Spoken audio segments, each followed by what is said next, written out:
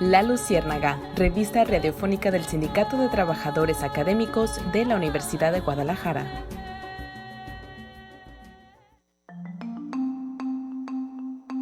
¿Qué tal, amigo? Muy buenos días. Ya estamos aquí en La Luciérnaga, revista radiofónica del Sindicato de Trabajadores Académicos de la Universidad de Guadalajara.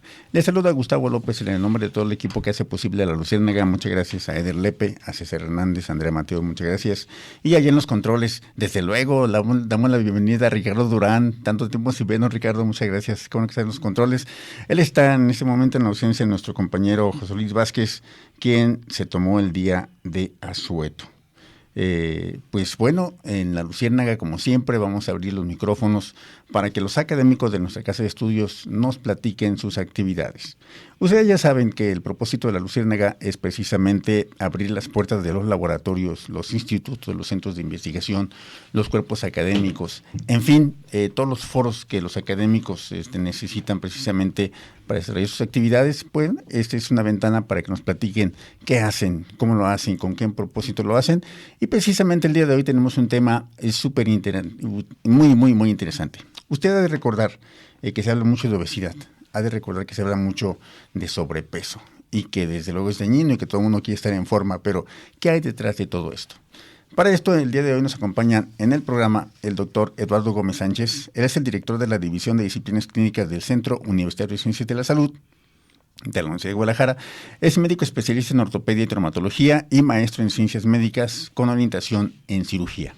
Muchas gracias, doctor. Bienvenido. Gracias, buenos días, muy buenos días. Nos acompaña también la doctora María Adriana Valderas Peña. Ella es profesora de tiempo completo del Departamento de Morfología del CUCS, investigadora nacional de nivel 1 del Sistema Nacional de Investigadores. Doctora, buenos días. Buenos días. Gracias. Nos acompaña también el doctor Daniel Sat Muñoz. Él es investigador nacional del nivel 1 del Sistema Nacional de Investigadores, profesor investigador del Centro de Ciencias de la Salud y presidente de la Academia de Ciencias Morfológicas en el CUCS. Además, es cirujano oncólogo en el Instituto Mexicano de Seguro Social. Buenos días, doctor. Buenos días, gracias por la invitación. Buenos días a todos los radioescuchas. Pues muchas gracias por acompañarnos. El día de hoy el tema es interesantísimo. Vamos empezando con una pregunta básica. ¿Cuál es la diferencia entre sobrepeso y obesidad? Sí, bien. Antes que nada, agradecer aquí al maestro Gustavo el que nos permita esta mañana compartir con los radioescuchas lo que hacemos como investigadores dentro del cuerpo académico del Centro Universitario de Ciencias de la Salud, y que representa de alguna manera estos esfuerzos de investigación un impacto a la sociedad y a la población en general, y con mucho pues es lo que venimos a platicar el día de hoy, cómo de lo que nosotros hacemos en el día a día en la investigación de alguna manera permea en un esfuerzo por mejorar la salud de la población en nuestra comunidad, en la ciudad y en México. Bien, en el tema de la obesidad y el sobrepeso, vale la pena comentar que no podemos contestar esta definición de sobrepeso. No entendemos que el sobrepeso y la obesidad se determinan como resultado de un índice que le llamamos índice de masa corporal, que existe como una medición importante para ver si tenemos un peso normal, un sobrepeso o una obesidad. Y este índice de masa corporal no es la única herramienta o la única metodología que existe para valorar el peso, sino que es quizás la que más utilizamos o más se utiliza en la vida diaria. De hecho, recordaremos que a veces básculas sencillas hasta nos dicen el índice de masa corporal. Pero bueno, con mucho el día de hoy platicaremos cómo este índice de masa corporal, si bien es cierto, en una primera estrategia nos da elementos importantes para ver si estamos en un peso adecuado o un sobrepeso, no es como la única estrategia. Este índice de masa corporal resulta de la división del peso del individuo en kilogramos entre su altura en metros al cuadrado y representa cuántos kilogramos de peso tenemos por cada metro cuadrado de superficie de piel en nuestro cuerpo. Pero no distingue si este peso es por grasa, hueso o músculo. Es todo el conjunto lo que debemos de considerar. Así, una persona con mucho trabajo en el gimnasio, al calcular su índice de masa corporal, puede aparecer como obeso, o una persona con poco músculo y más grasa puede aparecer como delgado o de un índice de masa corporal normal. Y bueno, Adelante, de acuerdo a los criterios que establece la Organización Mundial de la Salud, tenemos que todo aquel que tenga un índice de masa corporal menor de 25, podemos considerar lo que se encuentra con un índice de masa corporal normal.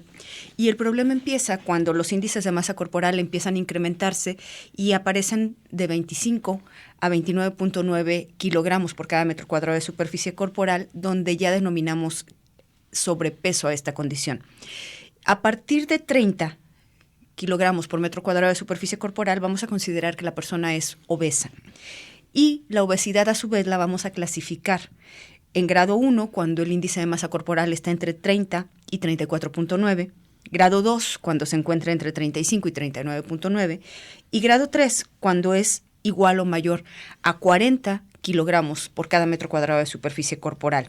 Por lógica, a mayor grado de obesidad, mayor impacto vamos a tener sobre la salud. Pero como bien comentaba el doctor Gómez, esto es solamente un indicador general que nos dice cuántos kilos por metro cuadrado de superficie corporal tenemos, pero no nos dice a expensas de qué están dados estos kilogramos. Y también es importante enfatizar en el hecho de que el músculo, al tener una mayor densidad, al tener un mayor contenido de agua, es mucho más pesado que el tejido adiposo, es decir, que nuestra grasa corporal.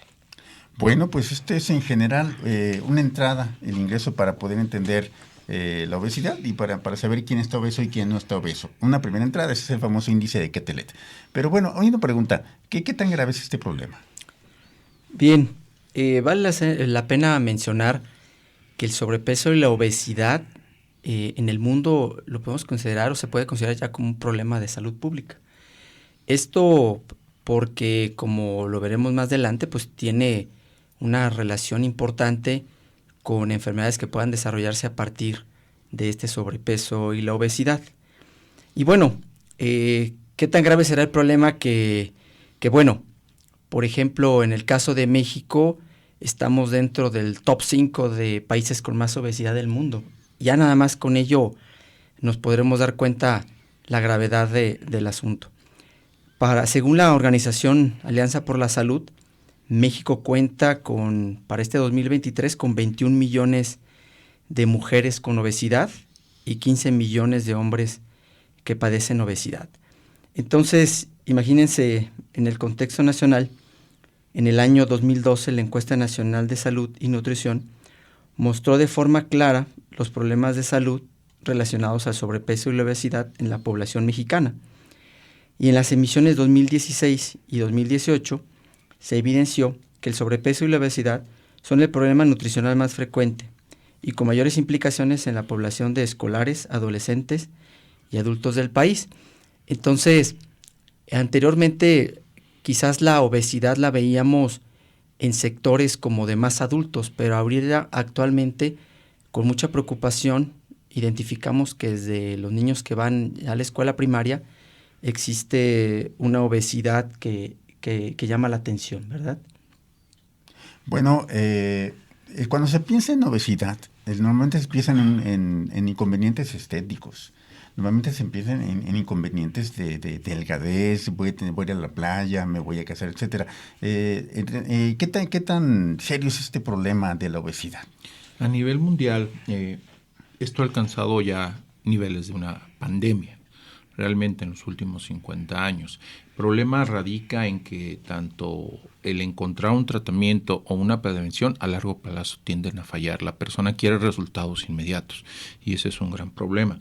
Para 2013 en México el consumo de kilocalorías por persona era de 3.072 calorías por día, ¿sí? Y la mayoría pues calorías que eran resultado de consumir azúcar o grasas saturadas. Las llamadas calorías vacías. Así es, entonces eso nos complica mucho el problema.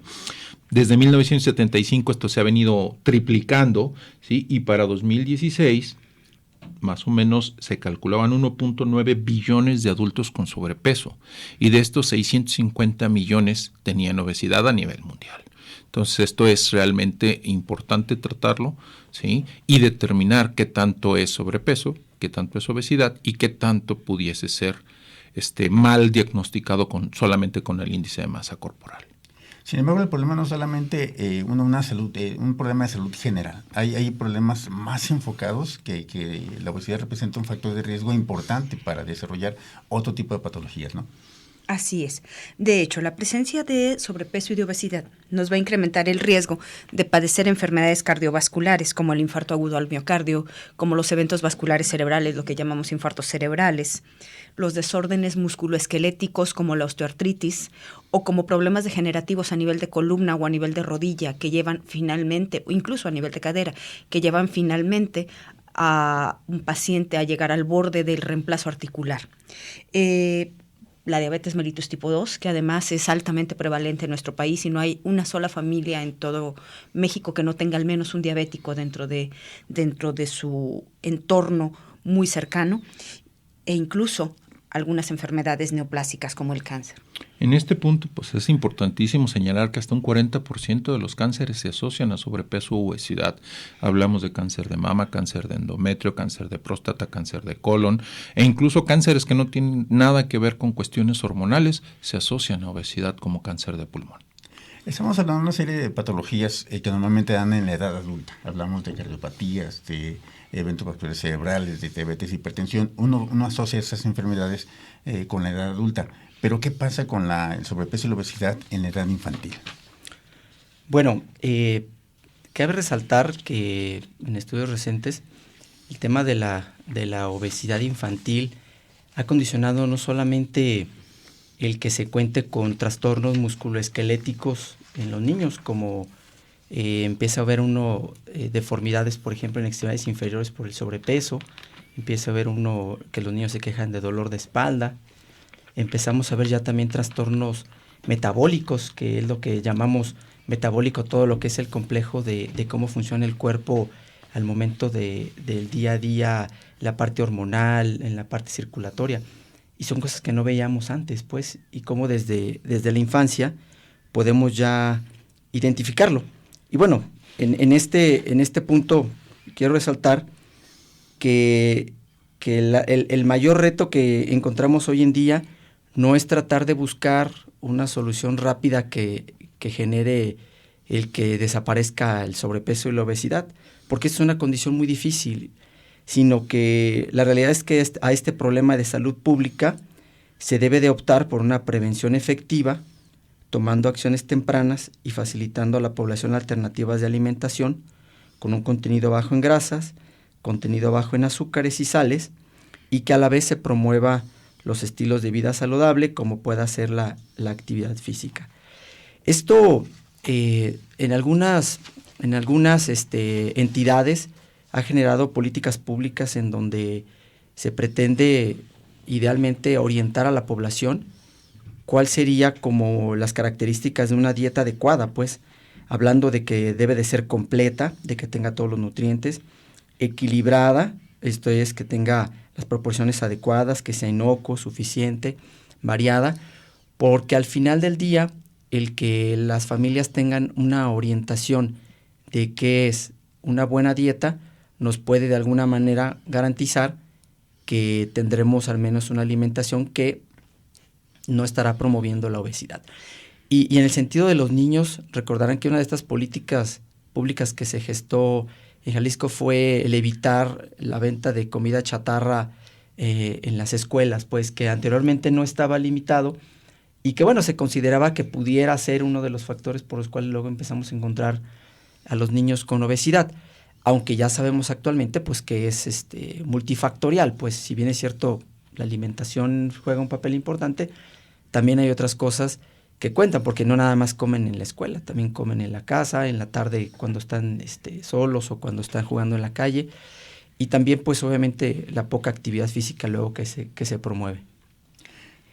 Es muy importante resaltar en este sentido que en el año 2016 había más de 340 millones de niños y adolescentes entre 5 y 19 años con sobrepeso u obesidad a nivel mundial y que para el año 2020, en plena pandemia, teníamos 39 millones de niños menores de 5 años que tuvieron el mismo diagnóstico. Esto es importantísimo porque finalmente esto habla del papel preponderante que juega la familia y los hábitos de vida saludables, y cómo, a pesar de que se pudieran establecer políticas públicas para limitar el consumo de alimentos chatarra en las escuelas, pues mientras como familia no cambiemos nuestros hábitos, mientras como familia no enseñemos con el ejemplo, vamos a seguir teniendo problemas importantes a nivel de los niños. Y es en este escenario que la obesidad infantil se va a convertir en un factor de riesgo para muerte prematura, para obesidad, para discapacidad en la adultez, pero no en la adultez tardía, que era lo que comentábamos, sino en una adultez muy temprana. Y ya comentaremos un poco más adelante acerca de esto. También se va a asociar a dificultades respiratorias, hipertensión arterial incluso en adolescentes, enfermedades cardiovasculares tempranas con muertes súbitas, resistencia a la insulina, fracturas y, por supuesto, eventos psicológicos importantísimos en una etapa de la vida donde es fundamental el que podamos generar una adecuada autoestima. Una autoestima, un autoconcepto, una autovaloración. Bueno, amigos, pues ese es el principio, solamente la entrada de lo que representa el sobrepeso y la obesidad, hasta ahorita comentado en materia, sustentado en el índice de masa corporal, el famoso índice de Quetelet. Si no tiene inconveniente, vamos a una corta estación y regresamos. Estamos conversando con el doctor Eduardo Gómez Sánchez, con la doctora Luz María Adriana Valderas Peña y con el doctor Daniel Sad Muñoz, todos ellos del Centro Universitario de Ciencias de la Salud. Vamos a una corta estación y regresamos. La Luciérnaga sigue la bioluminiscencia. En un momento regresamos.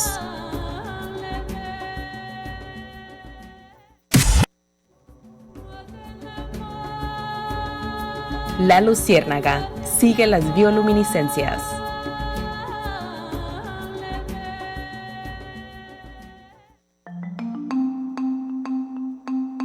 Bien, amigos, ya estamos de regreso aquí en La Luciérnaga, revista radiofónica del Sindicato de Trabajadores Académicos de la Universidad de Guadalajara, y estamos conversando con el doctor Eduardo Gómez Sánchez, con la doctora Luz María Adriana Valderas Peña y con el doctor Daniel Sad Muñoz, todos ellos integrantes del cuerpo académico UDGCA 874 de Ciencias Morfológicas en el Diagnóstico y Tratamiento de la Enfermedad. Bueno, pues este cuerpo académico se encuentra trabajando en una de sus líneas de trabajo, tienen que ver precisamente con la relación de la masa corporal, la relación que existe entre el porcentaje de grasa, la masa muscular y las relaciones implicadas con la enfermedad. Bueno, el incremento de la masa corporal, del índice de masa corporal, pone en riesgo de padecer enfermedades de corazón y diabetes. ¿Así es, médicos?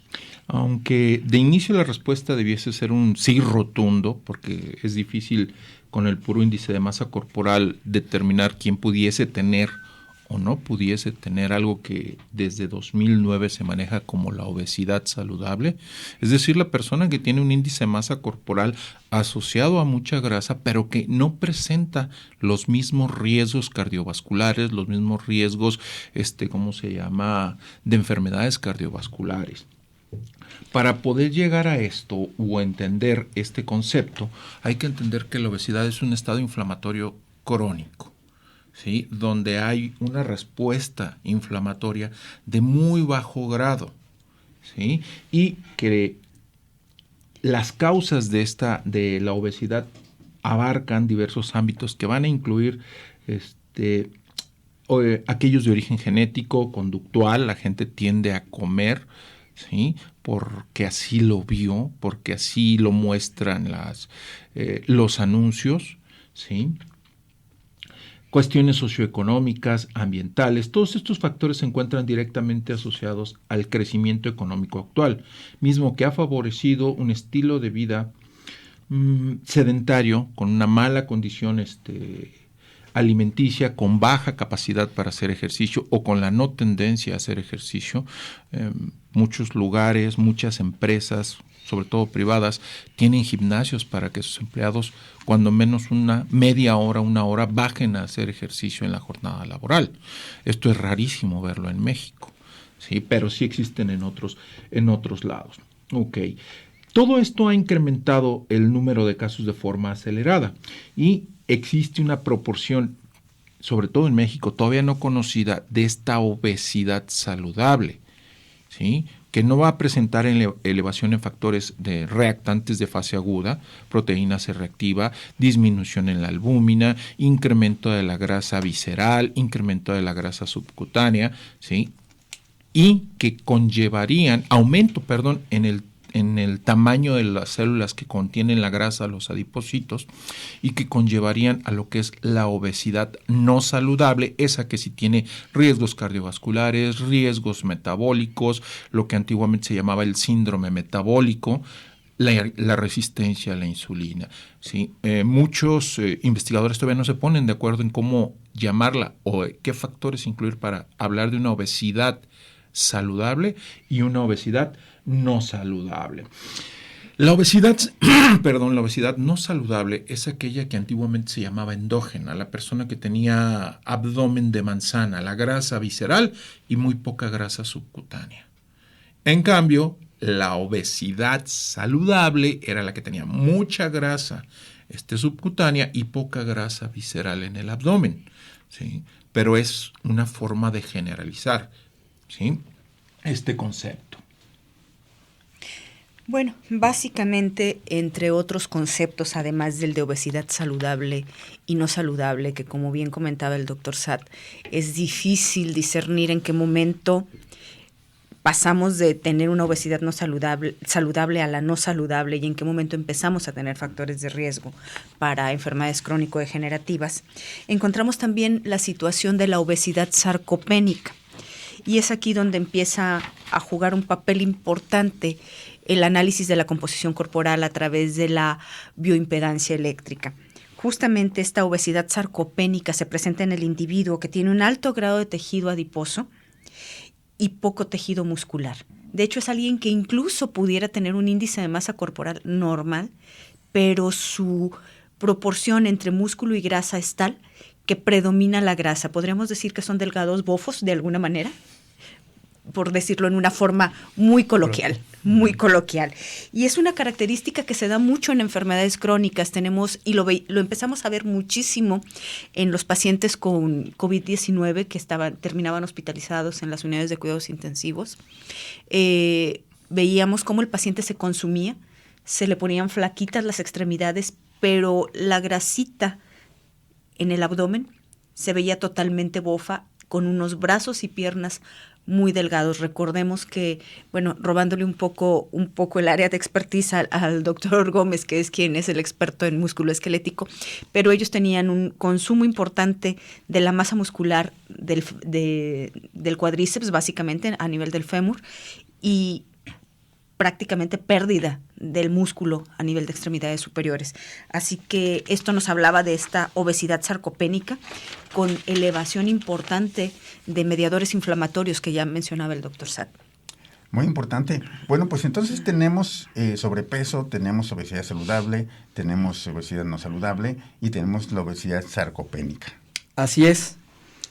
Y a pesar de la utilidad del índice de masa corporal, este índice no tiene la capacidad de distinguir entre estos tipos de obesidad, o por ejemplo, distinguir si es una obesidad sarcopénica, estos obesos que tienen poco músculo, ya que la malnutrición puede estar asociada a enfermedades crónicas y ser enmascaradas por la obesidad preexistente, hecho que se presenta en patologías como diversos tipos de cáncer, mismos que pueden causar malnutrición y asociarse con obesidad, favorecida por la inflamación crónica que se presenta.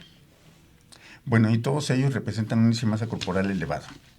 Entonces, ¿cómo distinguimos entre los diferentes tipos de obesidad? Bueno, es lo que comentábamos previamente con los doctores. Mediante el análisis de composición corporal a través de un equipo de bioimpedancia eléctrica, nos va a permitir medir el ángulo de fase, y esto es la resistencia que presentan las membranas celulares del cuerpo ante el paso de una corriente eléctrica de muy baja intensidad. Y esto nos va a poder o nos va a permitir determinar cuántos kilogramos de masa musculoesquelética o de masa magra tenemos por cada metro cuadrado de superficie corporal. Igual que como calculamos el índice de masa corporal, pero ahora enfocados únicamente a la masa magra, a la masa libre de grasa. Tendremos también el índice de masa grasa, que es lo contrario, cuántos kilos de grasa tenemos por cada metro cuadrado de superficie corporal, y la relación que existe entre ellos, que es lo que nos va a dar, a final de cuentas, un fenotipo nutricional, donde tendremos pacientes con normopeso y una cantidad normal de masa musculoesquelética, pacientes obesos, es decir, con un incremento en el índice de masa grasa, pero un índice de masa musculoesquelética normal, y aquellos que son obesos sarcopénicos, que tienen una disminución en el índice de masa musculoesquelética, pero que son obesos per se, porque tienen un mayor porcentaje y un mayor índice de masa grasa. Como señalaba la doctora Valderas aquí presente, ¿sí? El bioimpedómetro lo que hace es manda una corriente de muy bajo voltaje, y la resistencia de los fluidos corporales y de las membranas es lo que forma ese ángulo de fase, ¿sí? El ángulo de fase tiene un normal que se acepta entre 4 y 10 grados. Hay variaciones entre las razas. Las razas caucásicas, las razas africanas tienden a tener mayores índices de ángulos de fase, y las razas latinoamericanas y asiáticas tienden a tener los mínimos, es decir, 4 o 5. ¿Sí? Es una característica del tipo de individuo. Al haber un ángulo de fase disminuido, no hay mucha capacidad para enfrentar enfermedades caquetizantes. Es decir, hablamos del cáncer, hablamos del HIV, donde los pacientes ingresarán con un peso normal, ingresarán con obesidad, pero el ángulo de fase está disminuido, están emaciados muscularmente, y la resistencia a los tratamientos, sobre todo en cáncer, es muy mala, el pronóstico es muy malo, ¿sí? Y la evolución tiende a ser muy malo cuando comparamos entre dos individuos con el mismo cáncer y el mismo tratamiento. Bueno, pues está la importancia precisamente de ese estudio de ángulo de fase, que es un estudio de bioimpedancia. Usted recordará, querido radioescucha, estas básculas en donde usted se sube con dos polos metálicos en la báscula. Previamente le pone usted su edad, su sexo y algunos otros datos, y está como resultado no solamente su peso corporal, sino también le arroja un resultado de porcentaje de grasa, de porcentaje de músculo, etcétera. Bueno, pues esto es la bioimpedancia. Si no tiene inconveniente, vamos a hacer un corte de estación y regresamos. Para antes, es importante decirles que tenemos boletos para la Sonora Santanera. Llámenos, 2 pases dobles para ir a ver a la Sonora Santanera el día de hoy, en punto de las 6 de la tarde en el Teatro Diana. Llámenos, vamos a hacer un sorteo y se lleva usted estos pases dobles. Nuestros teléfonos en el estudio son el 33 31 34 22 22 con extensión 12801, 12802 y 12803. Vamos a un corte de estación y regresamos. La Luciérnaga, sigue la bioluminiscencia. En un momento regresamos.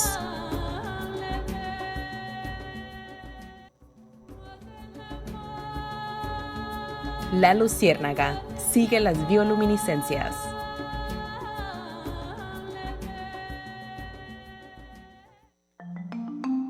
Bien, amigos, ya estamos de regreso en La Luciérnaga, revista radiofónica del Sindicato de Trabajadores Académicos de la Universidad de Guadalajara. Y seguimos conversando con el doctor Eduardo Gómez Sánchez, con la doctora Luz María Adriana Valderas Peña y con el doctor Daniel Satt Muñoz, todos ellos miembros del cuerpo académico UDGCA 874, que corresponde a las ciencias morfológicas y en el diagnóstico para el tratamiento de las enfermedades.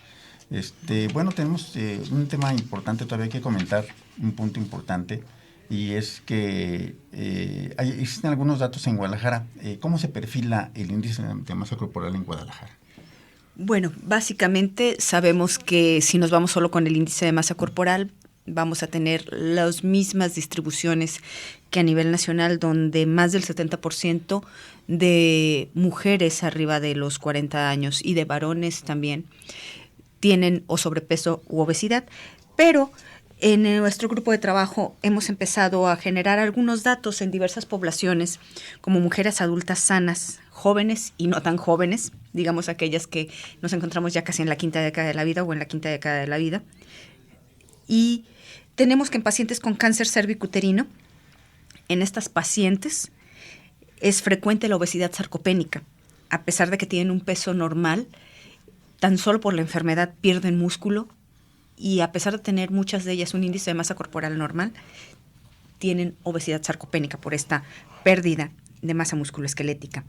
En el cáncer de cabeza y cuello, que es el área de expertise del Dr. Saad, es más frecuente también que los pacientes lleguen inicialmente con obesidad sarcopénica, pero que esta misma obesidad enmascare la desnutrición y llegan a tener ángulos de fase muy bajos, de hecho por abajo de 4 que mencionaba el doctor, que es el límite inferior de normalidad, y se asocia a una tasa de mortalidad de 70% a 2 años de seguimiento. Y estos son datos directos de la consulta del doctor, que incluso están publicados en revistas internacionales.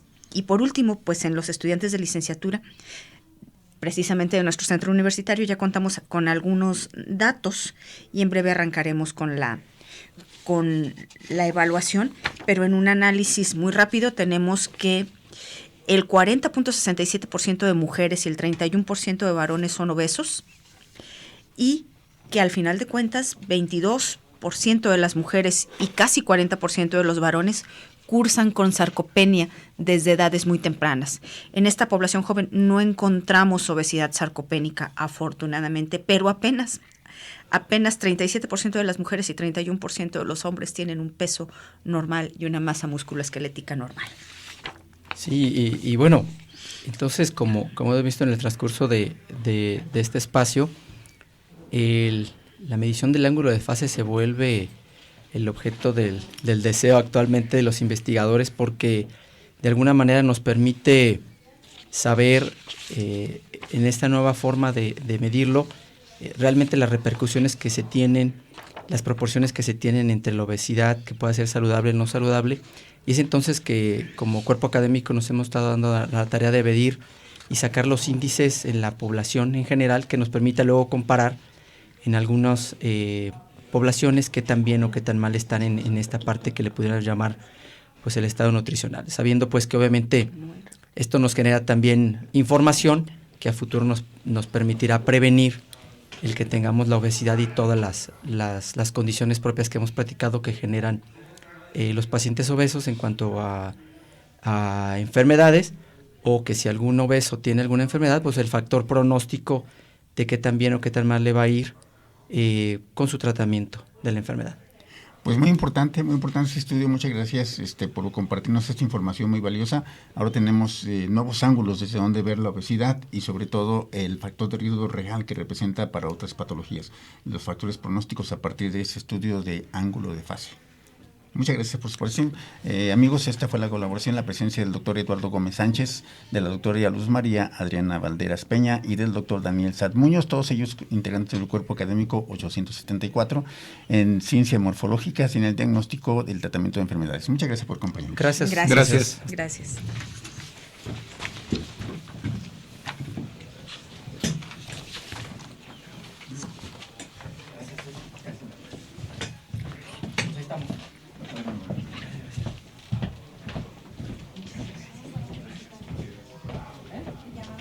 Bueno, amigos, además del trabajo que tenemos en materia científica, la actividad cultural se encuentra boyante todavía, bastante impulsada por los apasionados de la cultura y la publicación. Por eso me permití invitar, no podía dejar de hacerlo, no podía sustraerme de invitar a nuestro amigo Felipe Ponce. Felipe Ponce presentó el día de antier. Fue el jueves. El día de antier se presentó en la librería Carlos Fuentes su libro, el libro Letra Bastarda, que es un libro que habla mucho de la experiencia, de la edición, de la publicación, la importancia, pero tengo la impresión de que hay mucho que decir con respecto a la valoración del libro y el trabajo para generar un libro. Buenos días, Felipe, qué bueno que nos acompañas. ¿Qué tal? Buenos días, encantado de estar en este espacio de los académicos. Oye, Felipe, pues tuviste una presentación exitosa, muy bonita, tuviste 2 presentadores, uno de ellos tu alumna. Sí. Tu alumna de la materia de sí, edición. Ella es alumna de la licenciatura de letras y ha sido mi alumna tanto en taller de corrección de estilo como en la materia de diseño editorial. Y además tuviste un compañero periodista, ¿no? Claro, a Jonathan Lomelí, un distinguido periodista, también parte de nuestra casa de estudios, Canal 44, también egresado de la licenciatura de letras en la Universidad de Guadalajara. Así es, y además con una amplia trayectoria en materia de periodismo. Bueno, ¿qué sabor te dejó la presentación del libro? ¿Qué sabor te ha dejado el libro ya en Claro. el público? El libro me ha dado, claro, muchas cosas lindas, digamos, buenas experiencias. La presentación como tal, que no habíamos hecho una hasta el momento, hasta el jueves. Bueno, me gustó justamente el contraste que tú señalas entre la voz tan fresca y con su postura de alumna de Sheila Ramos, y por supuesto contrastar con la experiencia desde el ámbito periodístico de Jonathan. ¿Por qué el contraste? Porque finalmente estos textos que escribí fueron artículos de opinión que fueron apareciendo, que aparecieron en el diario NTR Guadalajara en un periodo de 4 años, de 2015 a 2019. Entonces, yo mismo no sabía muy bien en su momento qué es lo que escribía. Claramente tenía la conciencia de que era una columna periodística, pero bueno, realmente, bueno, yo escribía con toda la intención, por supuesto, con la idea de expresar algunos sentires, algunas reflexiones, y no le ponía yo ahí un adjetivo, ¿no?, a lo que escribía, ¿no? Finalmente, cuando sí fue necesario hablar sobre estos textos, justamente en el momento de estar conformando la edición, claro que encontré la mejor manera de llamarlos, y bueno, finalmente es periodismo cultural, pues son artículos de opinión. Entonces este contraste muy, muy agradable que se dio con las expresiones de una alumna que está adentrándose en este mundo editorial, porque me lo expresó así, a ella le interesa mucho este ámbito, y la voz contrastada de un periodista cultural pues fue enriquecedor, y creo que eso quedó patente. Me sentí muy contento, hubo mucha participación del público y mucha asistencia. Oye, Felipe, ¿cómo ha sido recibido tu libro por el público lector? Particularmente por la gente que trabaja con los libros, que vive de los libros. Mira, ahí sí no sé exactamente cómo haya sido recibido. Esto comienza a circular de alguna manera, aunque el libro ya tenga unos 6 meses en distribución y esté circulando.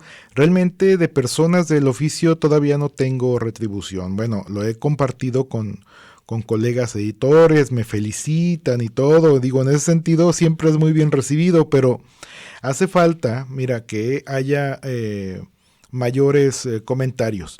Y esto que digo, no lo preciso solamente para mi libro. En realidad, en el mundo editorial hacen falta más comentaristas, ¿sí? Hay mucha reseña pequeñita que nos informa, pero ya hemos dejado de lado la valoración. Aquello que de pronto, incluso desde mi juventud, se hablaba de, los críticos. Caramba, ahora añoro que vuelva el tiempo en el que le temamos o que tengamos presente a los críticos que nos estén diciendo algo. De veras que lo pienso de esta forma, porque vivimos en un mundo muy, muy de textos breves, textos cortitos, informativos, sin compromiso, leídos a la ligera. Y no estoy hablando pues de esos comentarios que a uno le dan personalmente, sino lo que aparece, digamos, en temas de promoción de los libros. Me recordaste a Sigmund Bauman con aquello de la vida líquida, ¿no? Todo bien superficial y todo muy, muy rápido, sin profundizar y sin revisar a fondo referentes, que eso es lo que da tu libro, muchos referentes. Sí, traté bueno, son columnas muy breves que no llegan, digamos, a la cuartilla, y en ellas es cuartilla y 0.3 cuartillas, una cuartilla con un poquito más de texto. En ella siempre quise ofrecer información muy, muy bien verificada. Digamos, cuando yo mencionaba por ahí datos, quería que estuvieran bien referidos y contrastados con mi realidad, y ofrecer, digamos, una clara idea, digamos, para divulgar. Estas columnas de opinión, sí, mi opinión, pero bien fundamentada, tenían esa intención, a divulgar temas sobre el mundo del libro, como que, bueno, pues a veces el tema de las librerías, el contraste de ciudadanos y número de librerías que se mencionó, por ejemplo, ahí en la presentación, que el número o la relación Entre, por ejemplo, si contrastamos Guadalajara y Buenos Aires, Guadalajara pierde con mucho, pero si contrastamos Guadalajara y Ciudad Guzmán, Guadalajara sigue perdiendo, porque Ciudad Guzmán tiene más librerías por habitante que nuestra capital. Un dato cruel, pero real, que está sustentado, como tú dices, ¿no? Claro. Pues sí, es que no hay de otra. Este tipo de situaciones me entusiasman. También el contraste de estas dos Guadalajaras que siempre hemos aprendido, es decir, esta división, esta línea imaginaria de la calzada Independencia que divide dos mundos en nuestra realidad. En el mundo del libro es tajante la división, puesto que sí, cierto, en el oriente de la ciudad podemos contar, o por lo menos hasta donde yo investigué, no habría que actualizar los datos, pero había 2 librerías en todo el oriente de Guadalajara donde podemos incluir Tlaquepaque y Tonalá. Una en un centro comercial, Aurrera Revolución, y un lugarcito en la plaza de Oblatos que tenía dentro de una gran cadena comercial. Se acabaron, no hay más librerías. Hay una plaza del libro, por San Jacinto y déjame recordar la otra calle, Río Nilo. Ah, qué maravilla. Entonces, una plaza en realidad es una plaza chiquita, es una librería chiquita y es solamente una casa editorial. Eso. Pero se llama Plaza del Libro, ya son 3. Ya son 3 entonces, sí, pero fíjate, tampoco no creas que la Guadalajara rica y acomodada, brilla por la abundancia de librerías. Hay colonias de estas de prestigio, hermosas, que a todos nos gusta caminar por ahí, como la Providencia, la famosísima Providencia, que no tiene una sola librería, es triste, pero sí. No hay ni una sola librería en todo Providencia, ¿sí? Hay todo tipo de lugares, pero no hay una librería. Chapalita es la que tiene más librerías, eso sí. Y bien nice. Hay el sótano, Gonville, varias Gonville. Gandhi ya entra ahí. No, Gandhi está en la Americana. En la Americana y creo que tenía otra por Andares, pero creo que esa ya no funciona. Bueno, amigos, hemos platicado con Felipe Ponce con respecto a las publicaciones y particular en su libro La Letra Bastarda. Estamos en la Luciérnaga, revista radiofónica del Sindicato de Trabajadores Académicos de la Universidad de Guadalajara. Vamos a un corte de estación y regresamos. La Luciérnaga sigue la bioluminiscencia. En un momento regresamos.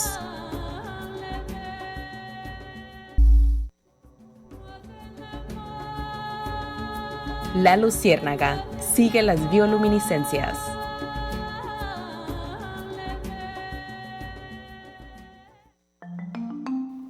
Bien, amigos, ya estamos aquí de regreso en la Luciérnaga, revista radiofónica del Sindicato de Trabajadores Académicos de la Universidad de Guadalajara.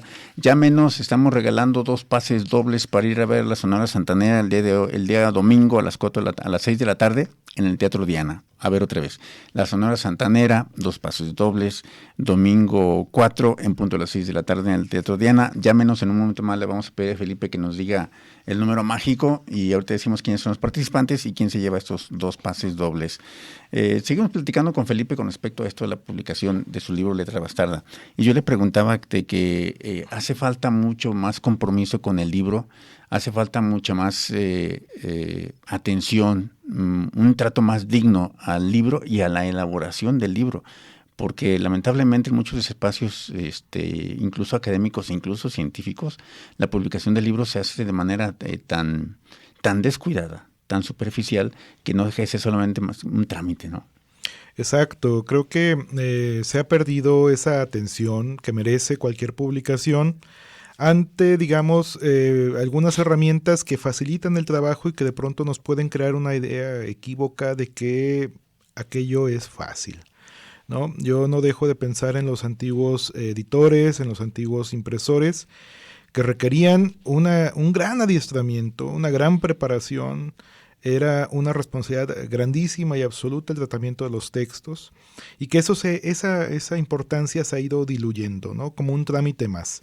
Y no debemos ver así los libros, incluso ya terminados en su conclusión, habiendo sido ya impresos, también suelen tener un tratamiento muy anómalo, muy equívoco. Suelen conservarse los libros universitarios, por ejemplo, en bodegas.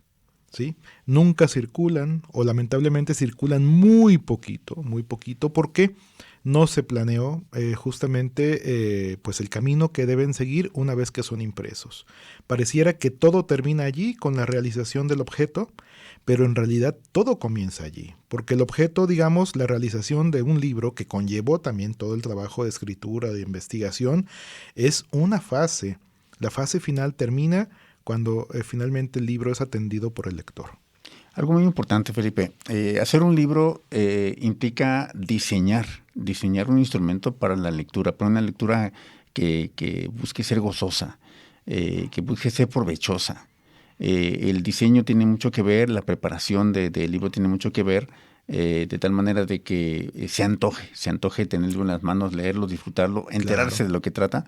Y además de la parte circulatoria, ¿no? Todo tiene una base científica, hay estudios de óptica y de cosas, y estudios, digamos, no sé, no tengo esta referencia en este momento, pero han digamos, dispuesto, por ejemplo, el número de caracteres que un ojo puede seguir, digamos, atentamente y luego cambiar, volver a la siguiente página. Hay parámetros recomendados para una óptima lectura que no produce fastidio, cansancio, ¿no? Este tipo de temas suelen ser motivo, pues, de atención de un buen editor. O sea, el editor no solamente debe llenar, un editor novato de pronto llenará con mucho texto las hojas, a lo mejor si tiene un requerimiento de aprovechamiento del espacio muy definido, o sea, a lo mejor atiborra una página de texto con una interlínea muy pequeña, una letra pequeñita y unos párrafos larguísimos, ¿no? O unas líneas muy largas. Eso es totalmente contraproducente. O editores que en ese afán de innovar crean formatos apaisados, con esas líneas también larguísimas, que no producen más que somnolencia. O sea, no podemos atender con propiedad una lectura de esa forma porque realmente nos cansamos. Y eso pasa cuando abandonamos un libro. No es tanto en algunas ocasiones que no nos guste. Puede provocarnos, sí, claro, sueño, cansancio, pero pocas veces somos conscientes de algunos factores de diseño o de ergonomía que están en función de este resultado, ¿no? Oye, Felipe, en tu libro tú pones sobre la mesa el importante papel de las editoriales independientes. Claro, esas editoriales independientes pequeñitas son, dicho por otros colegas, la oxigenación de un cuerpo que pudiera ser el cuerpo de la literatura, el cuerpo de la edición en un país. Llegan a oxigenar, ¿por qué? Porque traen nuevas voces, ¿sí? Una editorial independiente, entiéndase, que tiene plena conciencia del oficio, que no depende ni de una universidad, ni de un consorcio, ni de ninguna iglesia, ni del gobierno, ¿no? Por eso es independiente. Y obviamente que tiene mucha conciencia de su propio oficio. Llega a traer este aire fresco, este oxígeno a este cuerpo o corpus de la literatura, con nuevos autores, nuevas propuestas, nuevas temáticas. Muchos de los nuevos autores se descubren en estas editoriales y después naturalmente pueden dar el paso a editoriales que puedan difundir con mayor fuerza sus propias obras, ¿no? Bueno, pues esto es algo lo que usted puede encontrar en el libro de Felipe, Letra Bastarda. Es un libro que se lo recomiendo y me lo recomiendo porque hay que leerlo, como decía Felipe, página por página, una de sus colaboraciones por día, pero reflexionada, profundamente revisada, para que le demos ese justo valor que merece el libro. Ojalá regresemos a los tiempos de Alejandría, en donde el libro era atesorado, textualmente atesorado. Felipe, me gustaría que me ayudaras a decir quién se lleva los boletos. Voy a mencionarlos en desorden. Las personas que llamaron para llevarse los pases dobles para la zona santanera, y ellos son Ricardo Juárez Nájera, José Manuel de Santiago Márquez, Lorenzo Márquez, Cristian González, Edith Ramírez Gómez, felicidades a los doctores que estuvieron con nosotros, a los doctores Eduardo Gómez Sánchez, Martina Carrillo de Luna y Emanuel Ochoa Jiménez. También está Mari Carmen Castillo, y que felicita a Felipe Ponce. Gracias. Bueno, ¿Cuántas personas son? Tenemos 8 participantes y solamente 2 pases dobles. Te los dije en desorden. Tú dime un número, porque aquí mi colaboradora me los pasó numerados. Ya. Ajá. No, pues el 8. El 8, bueno, pues el 8 es para Mari Carmen Castillo. Por favor, se lleva su pase doble, te decimos cómo recogerlo. Y el otro pase doble es para... El 4. El 4 es Cristian González Muñoz. Ellos dos se llevan el pase doble para ver la zona santanera. Por favor, pasen a nuestras instalaciones del sindicato con nuestro compañero Juan Jesús Concha Rosales, con el maestro Juan Jesús Concha Rosales. Van a recoger su pase doble con una identificación, por favor, para que disfruten esta presentación de la Sonora Santanera en el Teatro Diana. Felipe, ¿algún comentario, alguna recomendación para leer tu libro? Pues mira, no lo planeé o no lo pensé para mis alumnos, pero creo que ha tenido una buena respuesta. Ahora que me preguntabas al comienzo de la entrevista sobre lo que me dicen, pues creo que mis alumnos se entusiasman mucho con la publicación. Se dan cuenta que muchas de las cuestiones que yo trato en el aula están ahí plasmadas. Entonces, invito a todas aquellas personas que sean proclives al mundo del libro y la edición, a todas aquellas personas que tienen interés en ese ámbito, más allá de la lectura, pues a que se acerquen. Pueden teclear en cualquier buscador Letra Bastarda, Felipe Ponce, y ahí aparecerá una opción en electrónico o en papel. ¿Dónde lo encontramos, Felipe? Justamente así, googleando. O sea, es publicado por Ediciones Arlequín. Uh-huh. Ahí en la página de Arlequín lo pueden encontrar. Pero simplemente en la red googlean o ponen ahí en el buscador Felipe Ponce, Letra Bastarda, y aparecerá una opción. Bueno, muchas gracias. Quiero decir que Felipe Ponce está más preocupado por el tiempo que yo. Amigos, eso fue La Luciérnaga. Muchas gracias por acompañarnos. Muchas gracias a Felipe Ponce y felicidades por la publicación de La Letra Bastarda. Nos vemos, nos escuchamos. Hasta la próxima. La Luciérnaga, revista radiofónica del Sindicato de Trabajadores Académicos de la Universidad de Guadalajara.